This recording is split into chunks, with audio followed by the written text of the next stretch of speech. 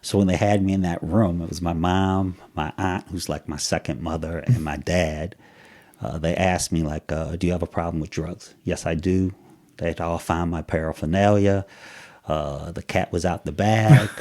My aunt lived. So they're just like on the TV show you see. They're all in there. Yeah. Reading letters. I don't think they did the letters. I think it was before the letters, because it's 87. This is the way your disease affected me.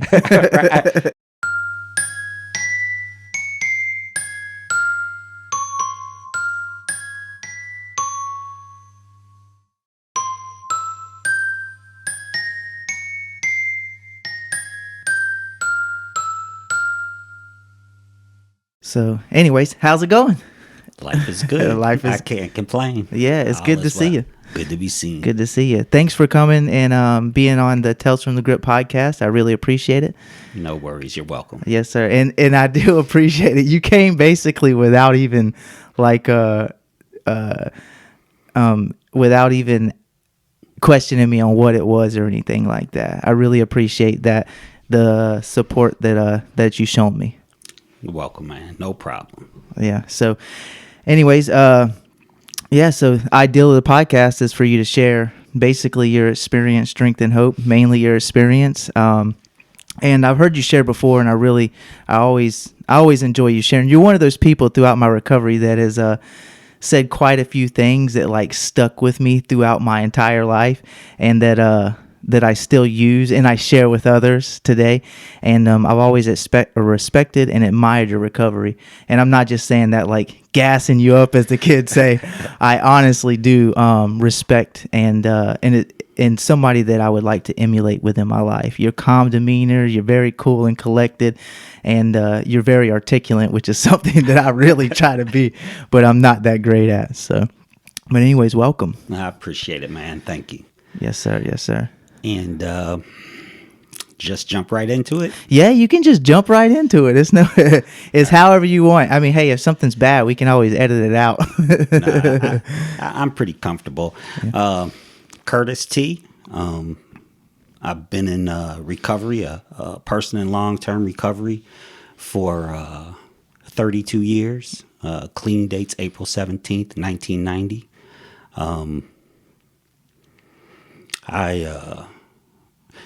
I grew up in,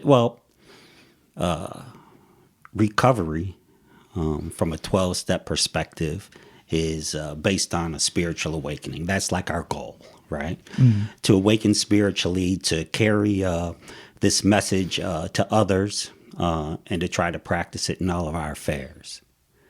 And I say that because looking back after doing some work, I believe that I really had my first spiritual experience as a youth. Grew up in Syracuse, New York. There's a lot of change of seasons. We didn't have air conditioning. It wasn't a necessity. So in the spring or fall, I couldn't tell you what change of seasons it was, but had my window open, probably 4 or 5. My room faced the east, so the sun always woke me up. And, I was that typical kid. I had a matching NFL bedspread with NFL curtains, Yeah. My brother and I shared a room. And that particular morning, I woke up and the house was quiet. A nice breeze was coming through the window, and the sun was coming in. And I saw the dust particles floating in the air, and the birds were chirping, and I felt connected. I felt a sense of peace. I felt a oneness with all that there is. And it's hard to sort of explain it.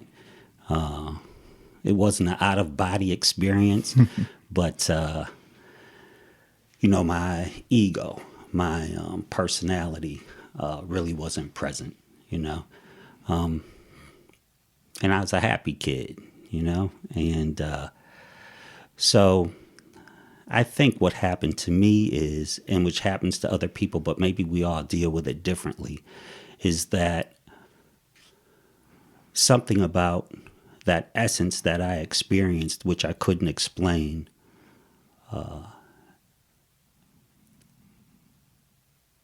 that's never changed. But growing up trying to learn how to fit into a society where you have your parents telling you, don't do that, that's wrong. Or, school, telling you don't do that, that's wrong. My mother was in politics. She was the first of many. She was the first black woman, black person to be president of the Board of Education in Syracuse, New York. So pressure came with that. And, my mother was blue blood, Canadian, Your mother was Canadian? Yes. I did not know that. And so if you're Canadian, things appear very similar to growing up in the States, but they're different. Prime example is we have the 4th of July, right? And, we kicked the Brits out, formed our own country. Well, in Canada, they have Loyalist Day. And Loyalist Day is about the people who stayed loyal to Britain. And, Canada is a commonwealth of Britain. So, is that on the same day? No. I can't tell you when.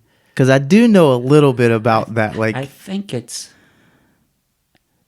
might be July 1st.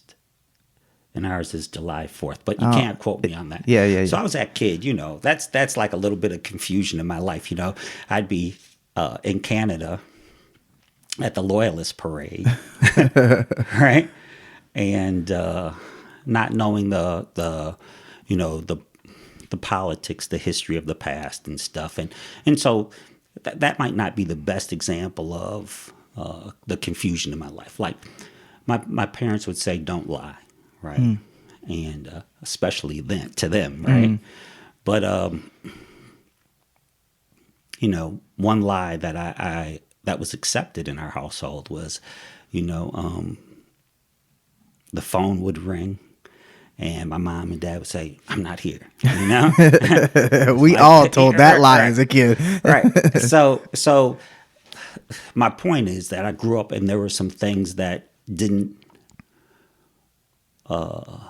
sort of like do what you're told, not what I say type thing. And I'm not blaming my parents. I'm just saying the confusion that our society breeds, and it's just not in the household.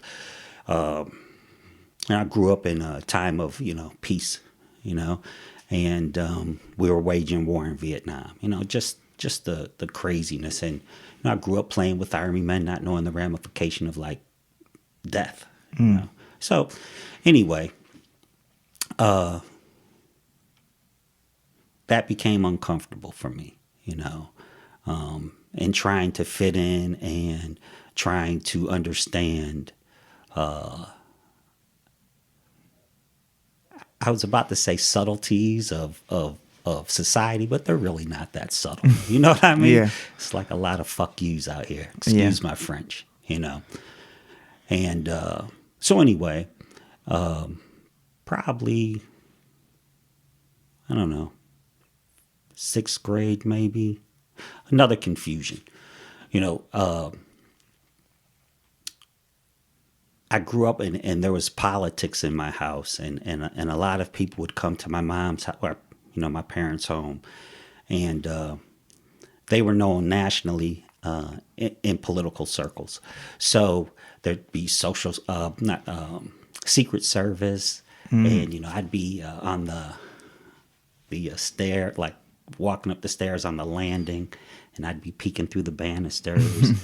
And, they had their glasses jingling, smoking cigarettes, and it was cool, and that was accepted. Jerry Lewis telethon, he was drunk for a few days on TV, smoking cigarettes and drinking. I thought it was cool. Yeah.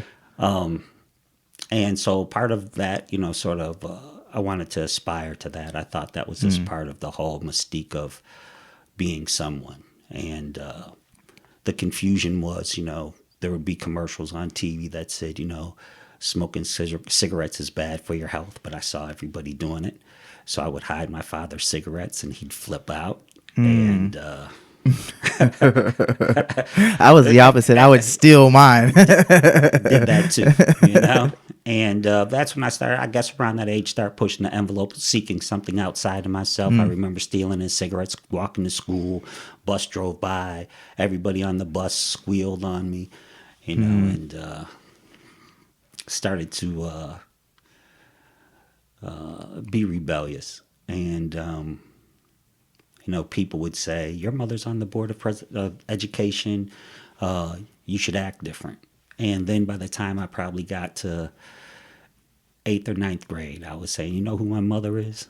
You know, you need to act different, you know, flip the script. So it's a lot of confusion, but I found drugs, and drugs gave me an escape. It was innocent. Started, you know, just trying to still emulate other people. The kids across the street, there was like 12 kids in that household. And so they all struggled for their piece of privacy.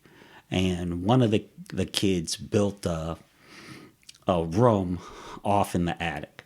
And his brothers are like, yo, we're going to sneak you into his room, and we want you to find this bag. You know, it's going to be like a clear plastic bag. It's going to have some weed in it. I didn't know what weed was. In the brother's room? Right. But Yeah. I was so small, they stuck me through Pull this a little closer, if you don't mind. No problem. They stuck me through a little place, and I got You can move it if you want. And I got in there and found the bag. They rewarded me with a joint. And I didn't get high.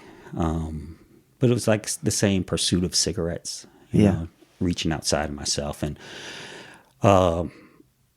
probably in the 7th grade, I got invited to, all the older kids were going out to a party for New Year's. And I asked my mom if I could go. She said I could go. I asked who I was going with, and I could go. My brother was going. He's a year older than me. And the older kids on my block were like, yo, there's a teacher who lived a couple houses down from me, and they were like, yo, we want you to go on her porch and steal these beers. I was like, no problem, you know? And so they had a paper boys sack. It had a front and a back. I forget the name of it. But I crawled up on her porch, Army Man style, filled up this paper boys bag with all these beers, probably about a case and a half. And I probably weighed maybe 60 pounds. And I jumped off the porch and bam, you know, it pulled me to the ground. The beer cans burst open. Some of them did, sprayed beer on me. And immediately I went in the house, you know, and I was afraid that my parents would smell the beer. I lied. I covered it up. They let me go, went to the party, and I ended up getting drunk and having to be carried home. And that was the beginning of the end, you know. And my drug use was on the weekends, and then it became almost daily. By the time I was in the 11th grade, 12th grade of school, we were going to school, getting high on the city bus all the way to school, getting to the school, going across the street to the Rotary gas station. All the disco people were in one room. All the rock people were in another bathroom. And we only spoke with one another when we sold or bartered drugs, right? Yeah. And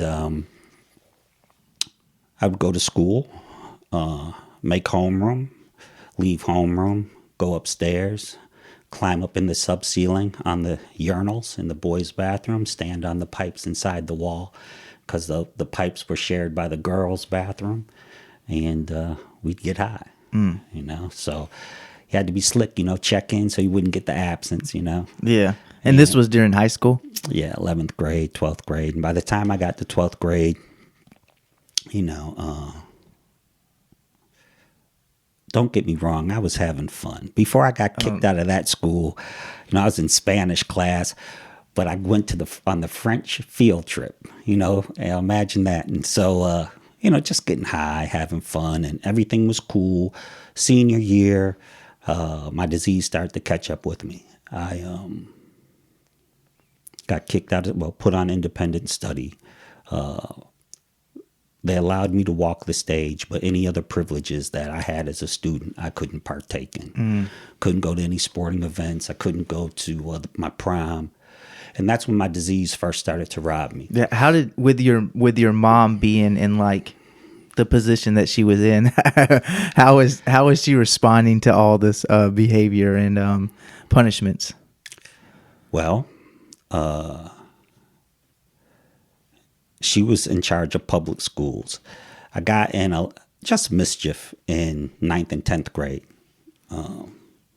And excuse me, so my good friend got kicked out of school, and a bunch of my buddies decided that we were gonna go. Like, I didn't get kicked out of public school, but it became too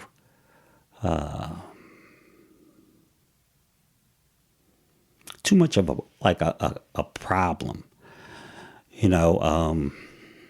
It wasn't so much my mother's embarrassment. I think there was some embarrassment, but I don't think that was a driving force. I think it was, like my education. And so some of my buddies were going to go to a Catholic school, and I'd gone to a Catholic school 1 year before.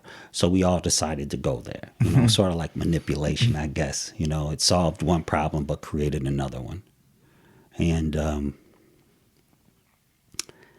so, me and my crew, we went there and we got high together, And I graduated.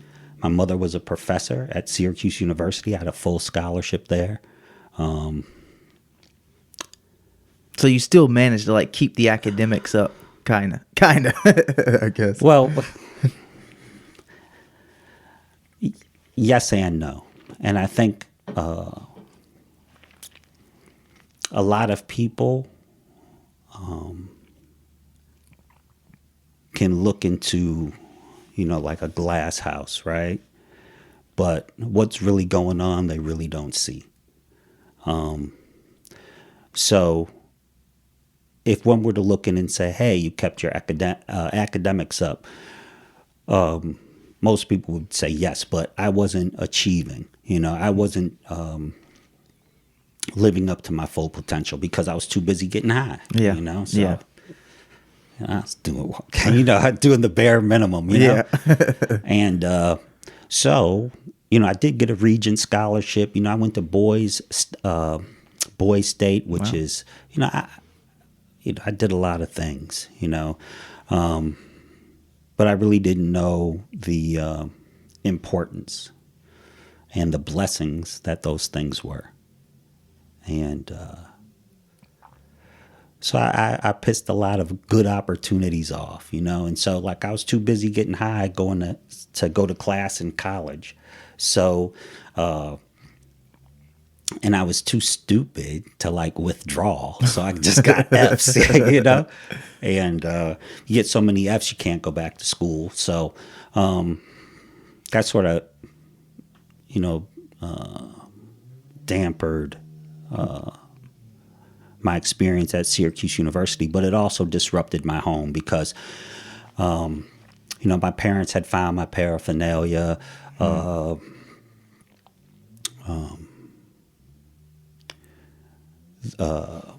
Like my parents still had to pay for my room and board. So that really pissed my pops off because it was like pissing away his money. And things started to like escalate at the house, like my lies, my manipulation, trying to stay high, not trying to face reality. And the people who loved me saw what I was doing to myself. And they started to, my father was a real quiet guy. As my disease progressed and as I kept falling out of school, he got pissed. And,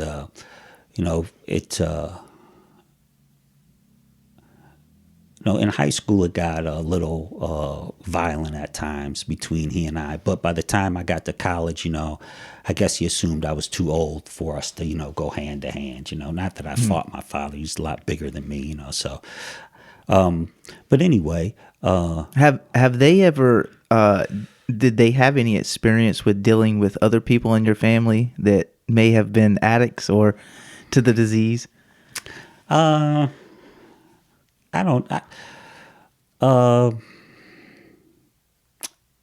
Or was this all new to them, like your behaviors? Well, I was the only, it's just my brother and I, but, I had some uncles who, on my father's side, who suffered from the disease, and one died in a flop house, and, but that wasn't direct. They were, in Yonkers, New York. We were in Syracuse. So it was something that I saw very rarely. And I don't know to the extent of which my father dealt with it. My mother was a professor of child and family studies. So you would think that she had the answers, and she did. She took me to my first 12-step meeting. She, took me to a psychiatrist. They had me, rubbing my stomach, having me chant, trying to find solutions because their son was killing himself. And as drugs progressed, I decided to go to the service because school wasn't working out. They sent me to Southeast DC, Bolin Air Force Base, Martin Luther King and Portland Avenue. Found drugs real quick, got kicked out the service, dirty urine. And, how long was you in the service for? 22 months. If I had gone for 24 months, I could get benefits today. So my disease cut me short 2 months, so I can't get any military benefits. So, then my parents in 1987, they did an intervention on me, and went to the intervention, and my disease, that desire to use, was saying, yo, you're missing it. Tell your parents what they want to hear, which was my MO all the time, which always backfired on me because I could never live up to those good intentions. And they were good intentions when I gave them. But the disease is much more powerful than me. And so when they had me in that room, it was my mom, my aunt, who's like my second mother, and my dad. They asked me, like, do you have a problem with drugs? Yes, I do. They'd all found my paraphernalia. The cat was out the bag. My aunt. So they're just like on the TV show you see. They're all in there. Yeah. Reading letters. I don't think they did the letters. I think it was before the letters because it's 87. This is the way your disease affected me. Right. And I don't know if they did that or not. I can't remember. But, I used to use, my aunt lived in the projects. I used in the projects. People knew me. They see me on the corner. They knew me. So anyway, they asked me all these questions. You got a problem with drugs and alcohol? Yeah. You want to do something about it? Yeah. You want to go to treatment? I paused, and I really didn't know what it was, and the counselor explained it. And, I just thought if I told them all the right answers in that setting, we would go home. I would go hang out that night, and keep the party going. And I said, okay. After they explained it to me, I said, okay, I'll go. And my dad said, good, your shit's packed. We're going right now. And we took off. And we went to Schenectady, and about a 2.5-hour drive. And I Did your pops drive you down there? Yeah. Wow. And so, like, it was an emotional ride. Not like I cried, but I wasn't like boo-hooing. I was like, man, what the fuck? You know? And I got there, and I'm book smart, read the literature, went to the groups, regurgitated the literature, and I thought I was doing a pretty good job of counseling. You know what I mean? Helping everybody else. Right. And when I was leaving, the counselor was like, hey, what do you want to do when you leave? And I said, I want to be a drug counselor. I thought I was doing a good job. And he said to me, he said, no, you're setting your sights too low. You need to probably get a PhD like your mom. And when he told me that, my ego was like, I'm already doing your job. You know what I mean? Like I have the answers. Yeah. And I left and tried to talk some of my buddies into going to some meetings with me and stuff. And some came, but they were busy getting high, busy doing what, people with the disease of addiction do. So I would show up and they had just ripped off the dope dealer and had half Peru on the table, you know, and they'd be getting high, and they don't pass the curve, you don't get high no more. You know? That was a very hurtful Says feeling. who? Right. And so when I decided to use, you know, I picked up using by myself, you know, and like in the 12-step programs, they say stay away from people, places, and things. And man, I just wasn't done. My disease progressed, got much worse.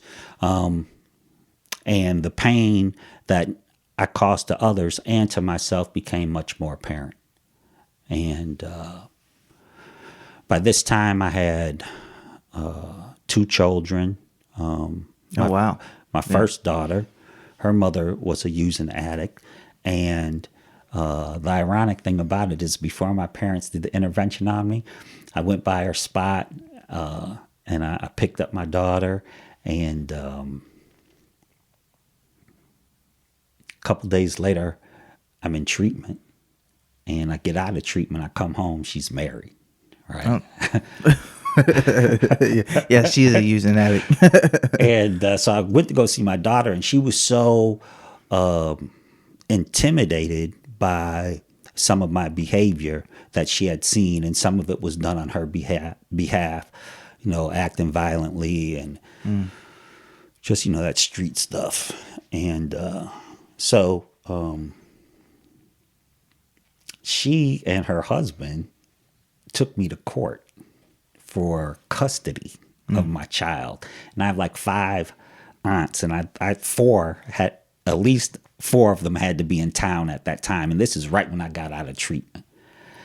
And my favorite aunt, who was like a second mother to me, she was like, you know, that baby ain't yours, you know, and all that stuff. So I didn't fight it, you know. And subsequently, maybe 9 years later, maybe before that, I'd start to reach out to this young lady to, not to make an amends, but just to, after a lot of thought, a lot of conversation with my sponsor, and he had done that, to sort of, you know, establish a relationship. With really no strings attached. And every time I made an effort, it never came to fruition, and I didn't know why. And I was doing it through like a third person. And eventually, I got a message in Messenger like, hey, I think you're my dad, blah, blah, blah, blah, blah, blah. So she showed up in Jacksonville with her God brothers and crew. And she called me. She said, hey, I'm in town. I said, well, I'm coming right over to give her justice, you know, and give her some, you know, 9th step is about making an amends. And I don't think I was necessarily making an amends, maybe just the explanation so she could get a better understanding of the other side of the story, not to defend myself, not to bash her mom. And I made that perfectly clear that, you know, I'm here to answer whatever questions you have, but I'm not going to throw your mother under the bus. I haven't talked to your mother in years. She probably isn't the same person. I'm not the same person, but I'll tell you what happened. And I did. And so, you know, we have a little bit of a relationship today. You know what I mean? And I told her that I wasn't responsible for the previous 29 years. But it's probably a little bit longer than that, but I'll be around for the next 29. So anyway, so I had another daughter, and you know the insanity of using. So I had this girl, she had a baby. I'm in my first treatment facility. I'm dating this other young lady, and she ends up getting pregnant while, you know, shortly after I get out of treatment. So I stayed clean for a while, but the morning, then I started using again. And, you know, the day my daughter was born, I was, you know, on a binge the night before. And so really didn't get to experience the fullness of, the birth of my child or Yeah. second daughter. Yeah. And so anyway, my daughter's mom kicked me out. Because you're using. Yeah. And you met her in treatment? No. Oh, okay. You was just dating her. Yeah. Yeah. Actually, it was a blind date. I was crazy, the insanity of the disease. So I meet the first young lady in DC while I'm in the service. My mother, who's Canadian, blue blood, right, allows this lady to move in with us, right? And I think, so I might have been clean. I don't know. No, I wasn't clean. So she moves in, eventually moves in with my aunt. And then Jackie, who's the mother of my second daughter, who I had gone on a blind date with prior to going to the service, I guess, calls me. Says, guess who this is? So I guess once or twice. You're not supposed to guess too much. Sound like DMX. Right. Linda, Letitia, Exactly. Keisha. And so we went out, and first date was on Martin Luther King's birthday. I guess the anniversary being a few days ago. It's a blizzard. My mother was like in who's who of politics in Syracuse. We went to a gentleman's house named Dr. Pritchard, and he's a well-known concert pianist. Helped establish Black History Month. Was very influential in that. And so I took her there, and Dr. Pritchard had a newspaper. So he put me and Jackie on the front page, because it was sort of like a socialite paper, Black events, So, it's like Jacqueline and, Master Curtis, were on the front page. So they sent that to Cheryl, who was the mother of my first daughter. Somebody mailed it to her. Just the insanity of the disease, Yeah. So anyway, Jackie kicked me out because I would come home with the stupids. My disease has progressed. How many times can you come home and say, hey, I'm broke on payday because A, B, C, or D? Eventually you run out of lies. When you run out of lies, I just call it the stupids. Yeah. You come home with the stupids, I don't know what happened. Exactly. And you can't look people in the eye. You've run out of lies. And I remember one specific night or morning, I woke up and she was like, who was that girl with you and David who brought you up the stairs? I said, ain't nobody bring me up the stairs last night. And she was like, yes, somebody brought you up the stairs. Who was she? And I said, I don't know. Nobody brought me up the stairs. And so when she was doing something, in a 2-bedroom apartment, she was in the back or something. I picked up the rotary phone, called my boy like, yo, what happened last night? He was like, yo, man, me and the girl had to lug you up the stairs and all this stuff. So I was blacking out and not knowing. And by this time, if you don't mind me asking, what type of substances was you using? Man, primarily at this time, it was coke. I went through the freebase period to, and I guess it was still freebase, and I wasn't buying much crack off the street. I was cooking it up myself. I was using those educational skills, chemistry. I was a chemist. Yeah. My dad, and ironically enough, my dad was a chemist, and I grew up with a chemistry set, so I thought I knew what I was doing until I saw some Jamaicans cook some stuff. And then I was like, nah, small guy. And,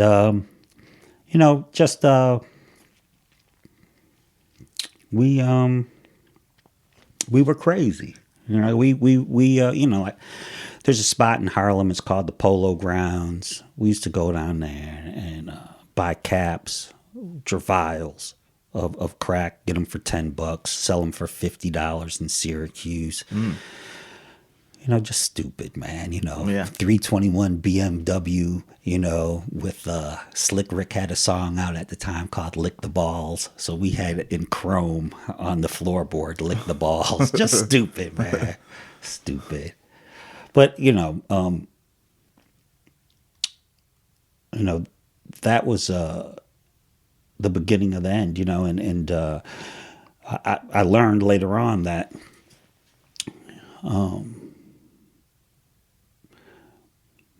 that comfortable spot that I had as a 5 or 6-year-old diminished. And I think I was looking for my first high, and I could never find my first high ever again. And drugs stopped working. And I don't want to, this is about spirituality. It's not about religion. And I had a lot of confusion with religion as well. So the morning, I'll just say, I use the word God. I don't believe in God in like the theological sense, that there's some being on high who's orchestrating everything and punishes me and all that stuff. But this spiritual force, the day I surrendered, it showed up immediately. I remember I was living in an abandoned minium with this chick, and there was no frame around the window. It was a hole with boards, and this is Syracuse, New York, and we had lights, and I guess it was her sister's quote unquote apartment. And so drugs really stopped working. I really hadn't initially surrendered, but some things had taken place. Like the guys I hung out with, their car got in an accident. They came from Fort Drum to Syracuse to hang out for the weekend. They got in an accident, so we really couldn't ride around like we typically did. Ingested a lot of drugs the night before they got there, to the point where I didn't hang out that night. I was laying on the couch, my heart beating out of my chest.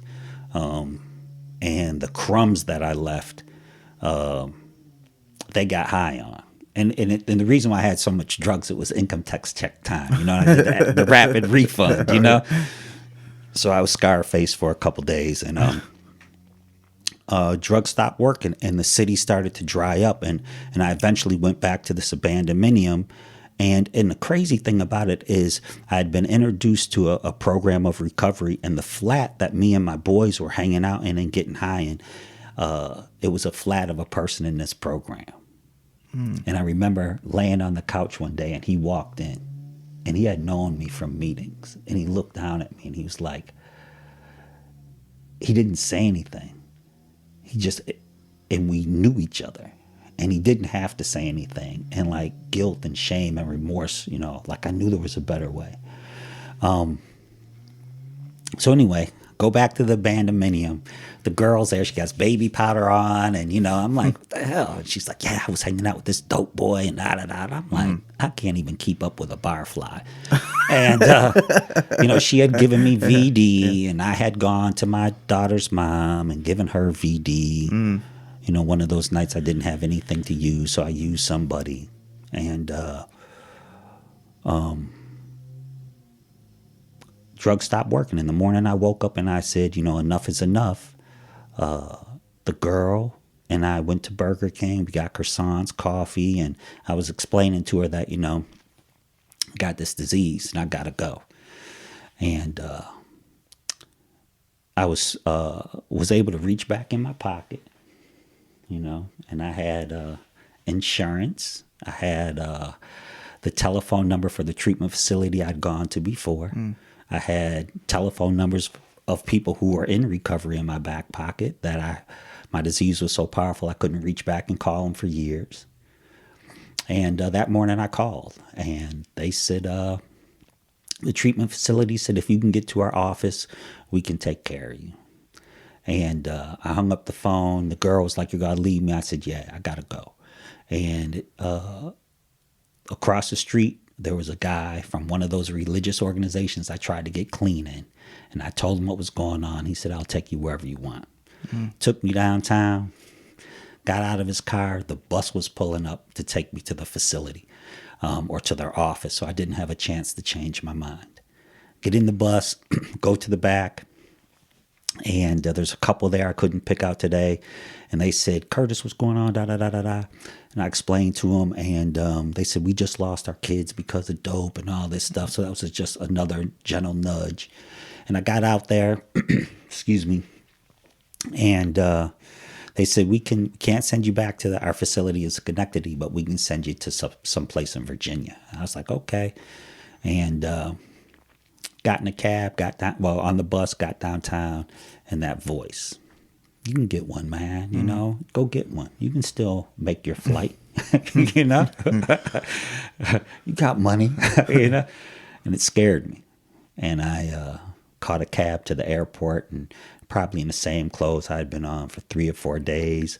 And but I still felt you know, grandiose, you know, still the man, you know, got dollars in my pocket. I might smell and look like shit, but I'm feeling, you know, I'm not feeling that way, you know, at least not thinking that way.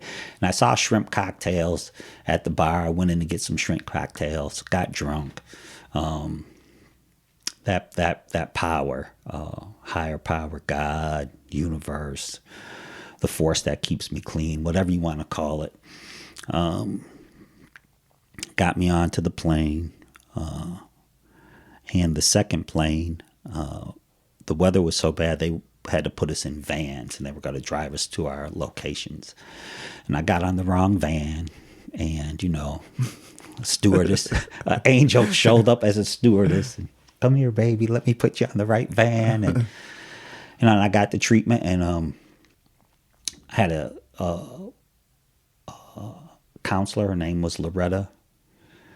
She wore leather every day, you know, drove a BMW motorcycle, cool. And she was in recovery. So she was a bullshitter, so she knew a bullshitter. And so, you know, they have you on the hot seat and they ask you all these questions, your peers. And, you know, I sold computers, you know, I had the gift the gab. I knew the book. So I had them all fooled. But her? No. So she told everybody to shut up. And she said, Curtis, I know why your eyes are brown. And I said, why, Loretta? She said, because you're full of shit.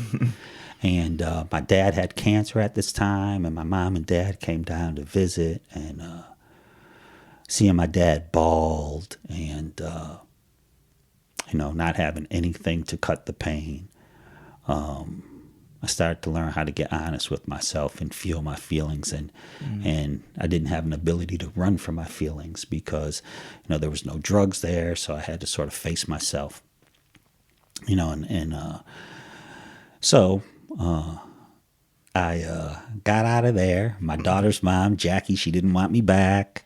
I ended up going to Cherry Hill, New Jersey.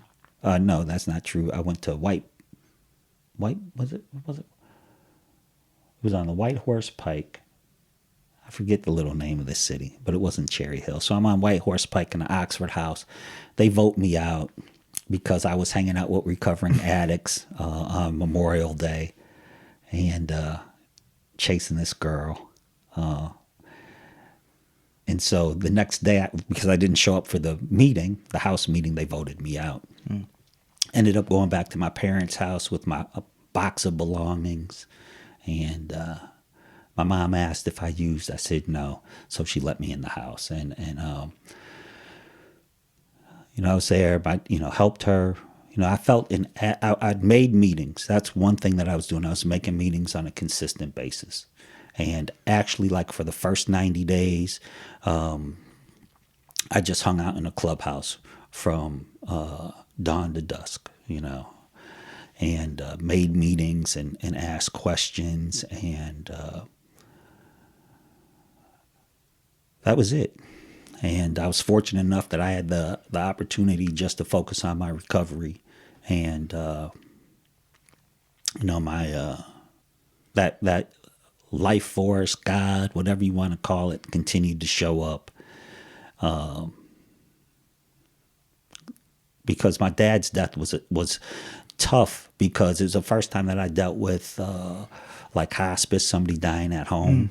And how long clean was you when your dad my passed? first year. Wow. And I remember going to meetings because my dad had lung cancer and I wanted to smother him, right? Because the household was so uncomfortable. My mother couldn't sleep in her room anymore. She was sleeping in the guest room, and it was 3 bedrooms. They're all on the second floor. So, you know, I wanted to fix things, you know. So like all I had to do is like just smother your dad and whatever. And went to the meeting. I talked about it. And I remember a lot of those times going to sleep saying, God's will, not mine, be done. God's will, not mine, be done. And the day that my father died, I had gone to a meeting, and another recovering person came home with me. We were going to make some tapes, cassette tapes, for those of you who don't know. Right. And my favorite aunt was there. And my brother didn't show up, and because he wasn't built for it. But I didn't learn that till many, many years later. And you know, my mom called me upstairs, you know, and went upstairs, and my dad was dying. I held his hand. He took his last breath, and often, like in recovery, they say, you know, we're doing far better than what we think, right? And so I didn't really think that I was this like a bedrock for my mom. But my mother said, you know, I couldn't have gone through that without you. And that maybe it was just my presence, because I did a lot of running during that time. I had a girlfriend. I'd spend a lot of time at her house because it was just too uncomfortable. Yeah. And I didn't have any tools per se. I mean, maybe I had a couple steps in my life, but the experience of actually practicing them, I was learning. And so had a home group, got a sponsor, had all those things in place, was working the steps, went back to school, got another scholarship, not based on my mom, based upon my academics this time. But I still into people pleasing. I had the opportunity, which I took to go to my father's alma mater, North Carolina A&T. And my mom said, "What do you want to do?" I said, "I think I want to be a nurse." You know, and she was like, "Oh no, that's beneath you. You know, you should be a doctor." So you know, I went to pre-med, and you know, and in that process, going to school, you know, getting good grades. Jackie, my daughter's mother, was a victim of a violent crime, domestic violence. Was stabbed in the neck, severed her vagus nerve. I went up on a Thursday, and I was back with my daughter on Sunday. Homeless in college. Some people showed compassion. Some of my professors did not. But I persevered, and I eventually went to the meeting. You know, I was going to meetings still, and, you know, people would pat me on the back saying it's going to be okay. And I cussed them out. I said, it ain't going to be okay. You know, there's some stuff that I need, you know. And so, like, the next day I had a bunk bed set for my daughter. I had, like, 3 couches. And showing up. Yeah, people, you know, dinette set. And, you know, so people loved me. And I got involved in service. And graduated, you know, president's list, you know, 3.5 or better. You know, my life was coming together, and sort of chickened out going to med school because it was too much with a single child. But recovery has given me a lot of things. I have a lot of things, material gifts, but my gifts are more inside. I remember in college asking my brother to co-sign for me for a car, and he did. And I never missed a payment. And that's the only thing that I've really ever asked my brother for. Not to say he wouldn't give me anything, but we believe in being self-supporting, you know. And I guess I say that or bring that up is to say that my perception of blessings has changed. That's a blessing to have somebody put their credit up for you, where before I was pissing away, my parents' stuff. I had no knowledge. I was in a bus accident going to get my daughter prior to going off to North Carolina A&T, and sued. And when I was in college, they said, hey, my lawyer called me and said, hey, the disposition's coming up. Do you want to fly back? I said, sure. So I went back and I sat out in the lobby for the disposition, and I heard my lawyer in there arguing, and then he came out and said, yo, I think I got us a settlement amount. And naturally, I asked for more, but got the settlement amount. And he said, drive to my office. I'll cut you a check. Go to his office, cuts me a check, pick up my mom's car, go back to the house, walk in, and my mom is, she's saying, well, so what do you got to do, son? And I said, I'm going to get a car and got to get this and that and this and that. She said, well, who's going to pay for your college? And I just slid the check over to her. And, so I had some opportunities to make some amends even before I got on that step, the 9th step, And I remember, too, having a spiritual experience. And this is before I left Camden. That's where I got clean, Camden, New Jersey. I was in Camden one day. And, we talk about intuitive hunches, following your gut, following your spirit. And I really believe that it's, being in tune with your heart, and that, our hearts do awaken. And one profound experience I had, it was a cold day in Camden, but it was a beautiful day. The sun was out, not a cloud in the sky. Just left the noon meeting. Had this girl in the car with me named Patty. We called her Patty Payne because, she was fool around with Patty. She's got to put it on you. You got to leave with some pain.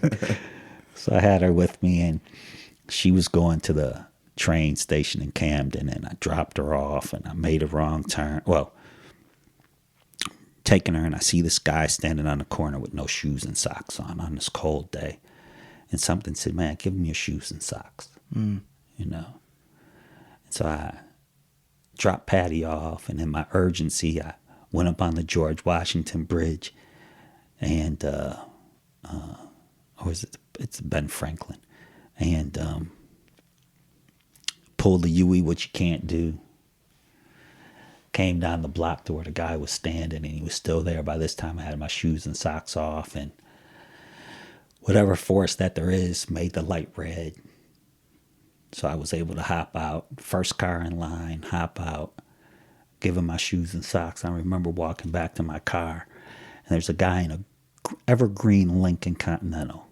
And I don't know if he clapped his hands, gave me the thumbs up or something, but he acknowledged what I did. And I got home to my mom's house, and I walk in, and my mom's walking down the hallway to greet me at the door. She reaches out and she stops and leaves me alone. And I go upstairs, and I'm feeling really weird.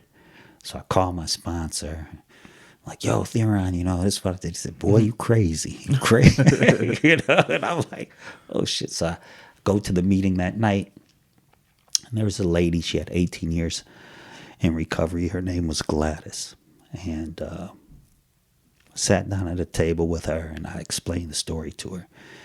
And she just said, isn't that just a wonderful feeling? And the identification and the connection. And, it's indescribable. It's like being that kid with the sun beaming through the windows and those particles of dust in the air. And, like the ego, the personhood, the I-ness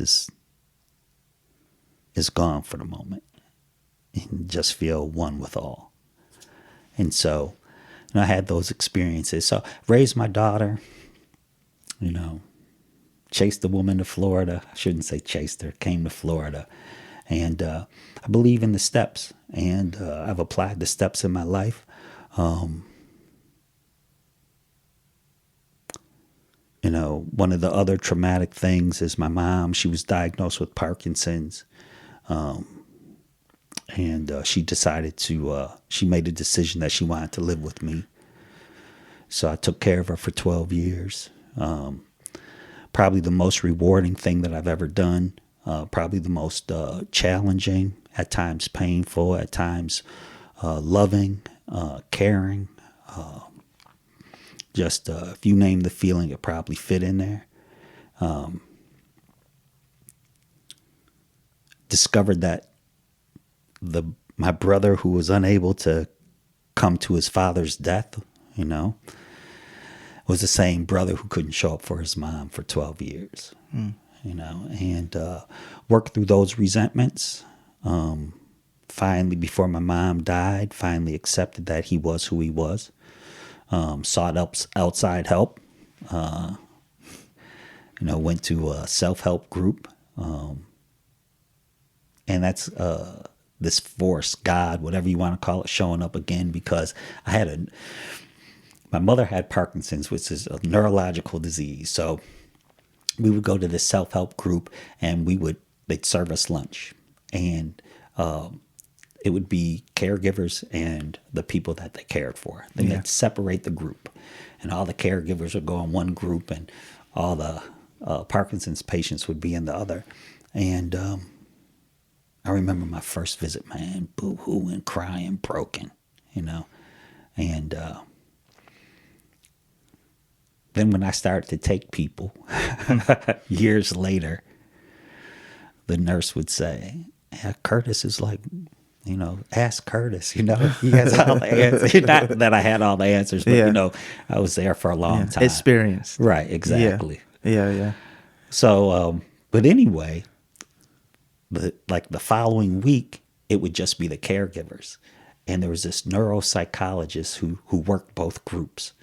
And I remember making some decisions because, when my mom first moved, I felt obligated to be this son, right? To stand up. I took a job making $9 an hour, working third shift, just I'm going to handle this and cover all the bills and all that. And I discovered I couldn't. And that, through the traditions, it's our common welfare. There's group conscience.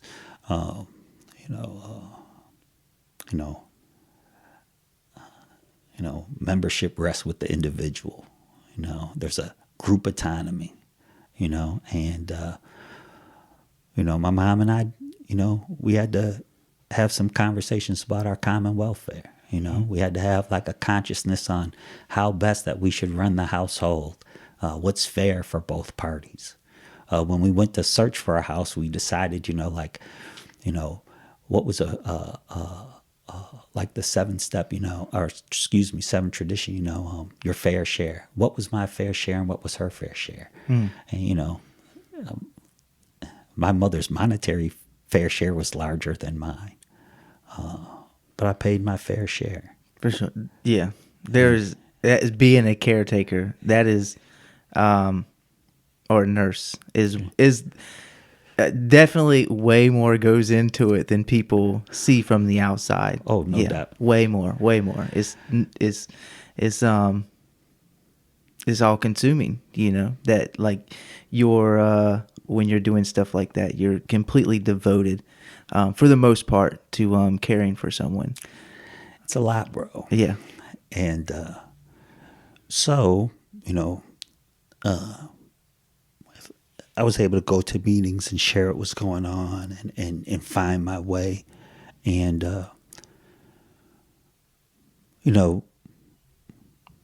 I think at times in recovery, we talk so much about being selfless, right? That sometimes we lose ourselves. And our literature talks about,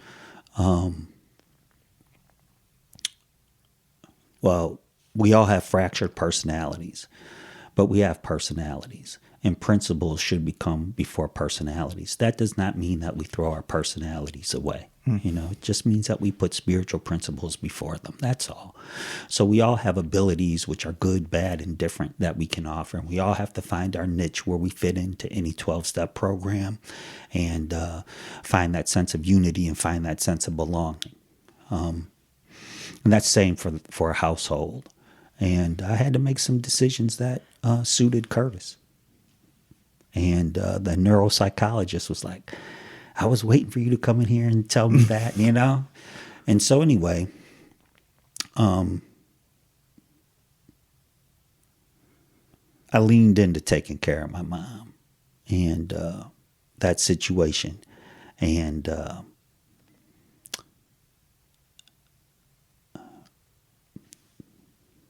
my brother, who was incapable of doing those things and showing up even though he had good intentions, in my pain, I would talk about my brother's absence. And I thought I was justified, and one could say I was, because of the promises that he made. And intellectually, one could grasp those ideas. But from a spiritual standpoint, I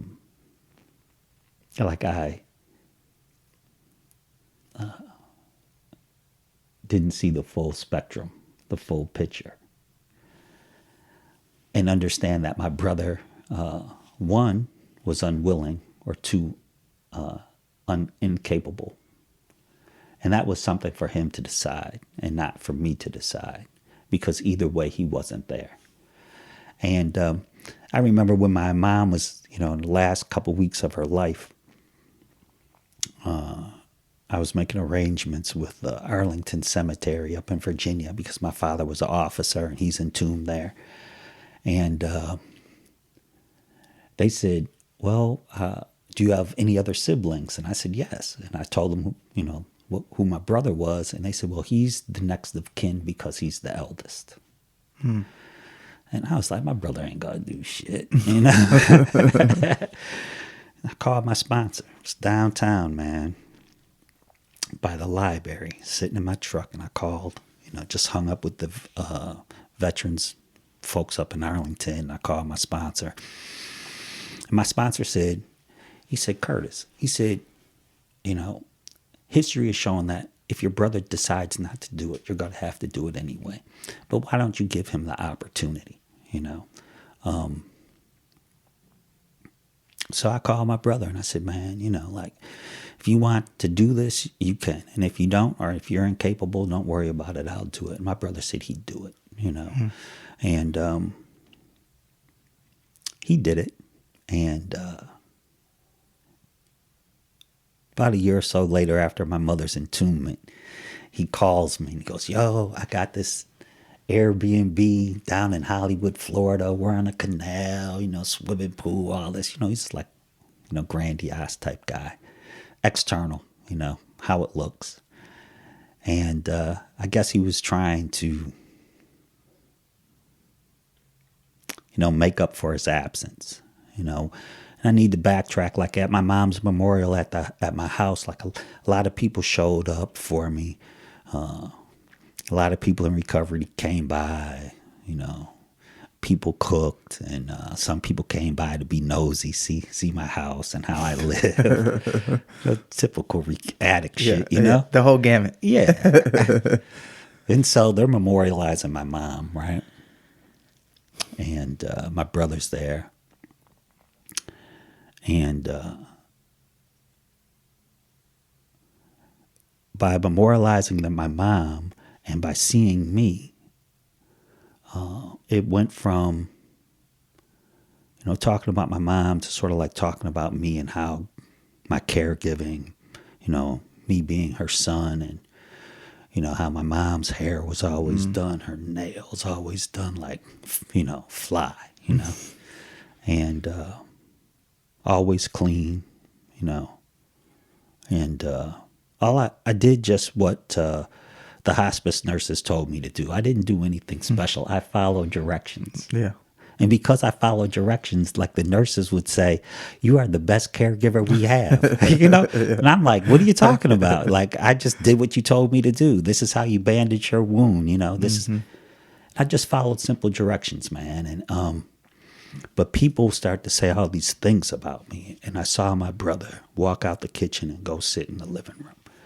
And my part of the story was not seeing with spiritual eyes, but sharing and there's nothing wrong with coming to a meeting and sharing your pain and working your way through situations.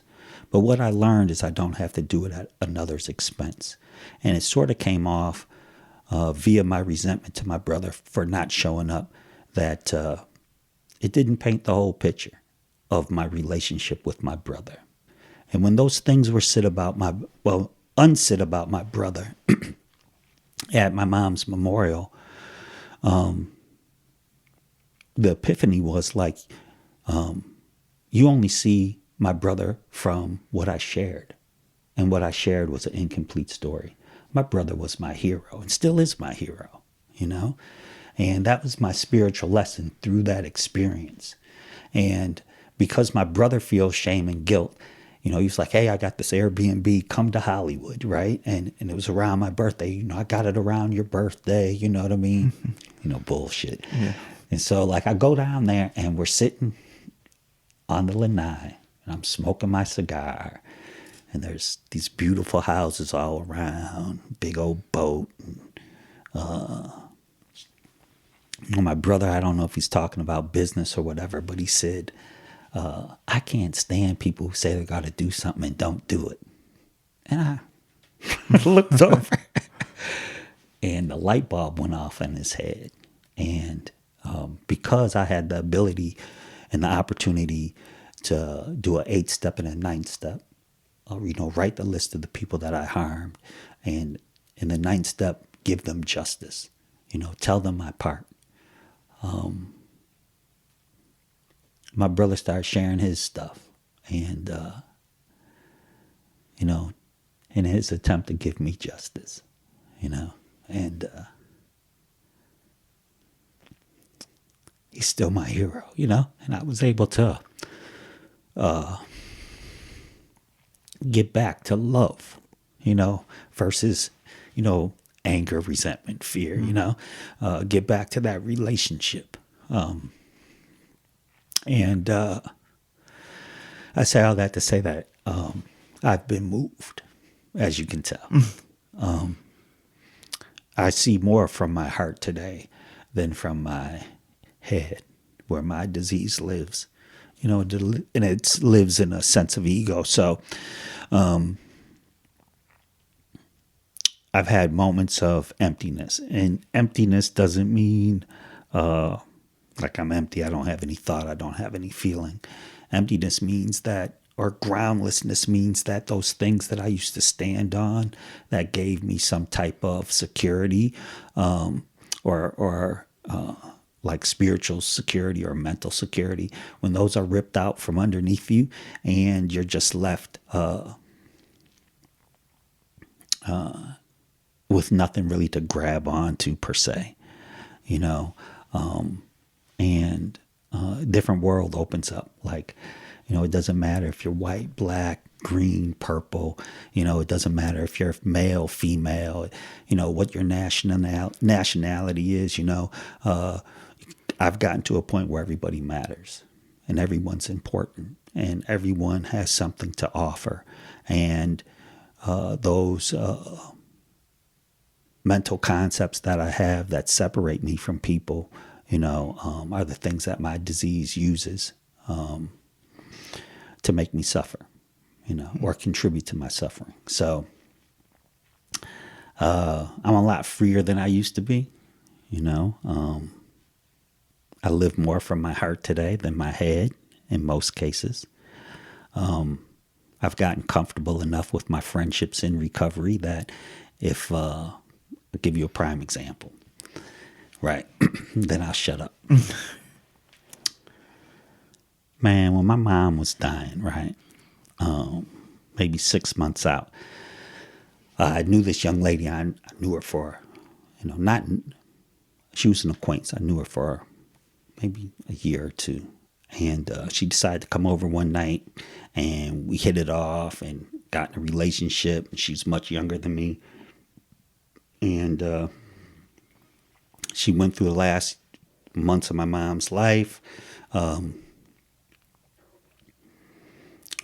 She lived with me for 3 years,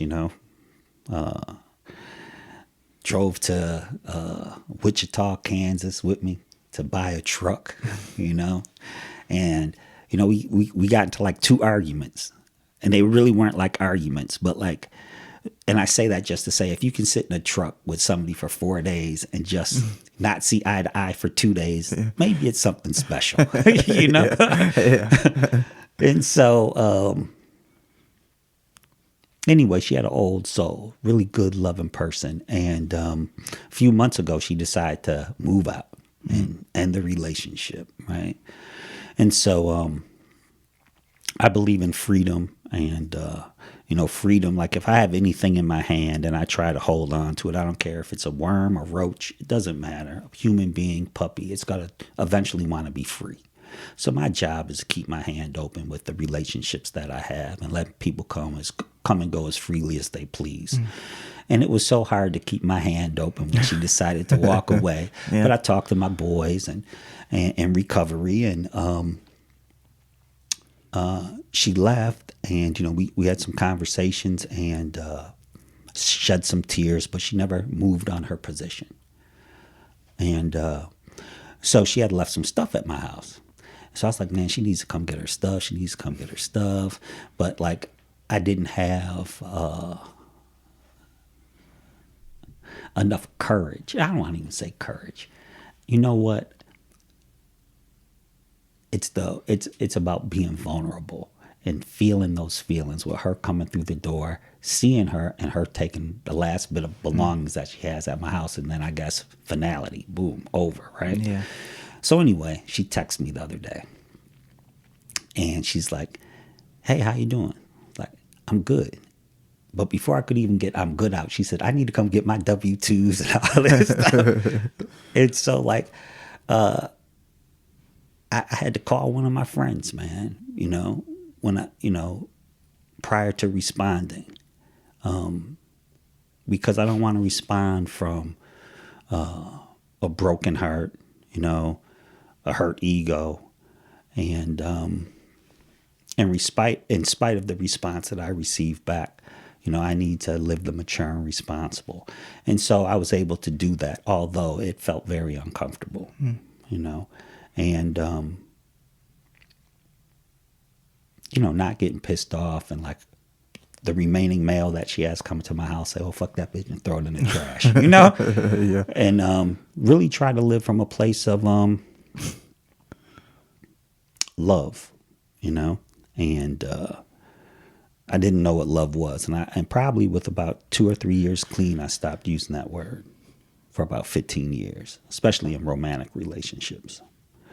So I'm learning, man. And 1, I ain't getting high, no matter what.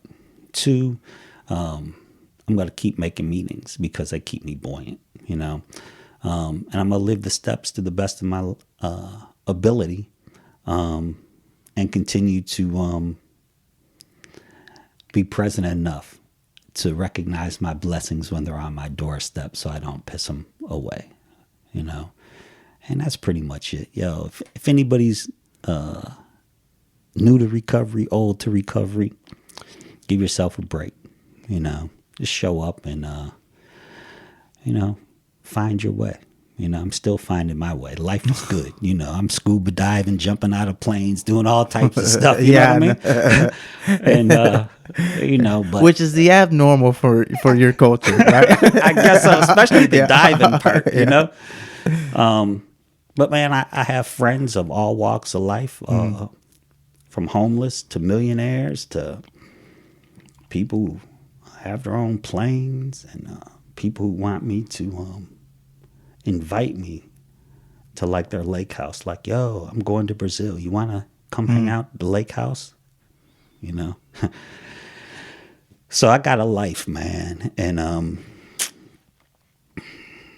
it's good, man. There's a lot, but I guess my point is, man, it's like the greatest gift I have is the ability or having the opportunity to awaken from within and, see things differently, experience things differently, appreciate people differently. Like, when you call me like, hey, you want to come do this? I'm like, what time you need me there? Yeah. And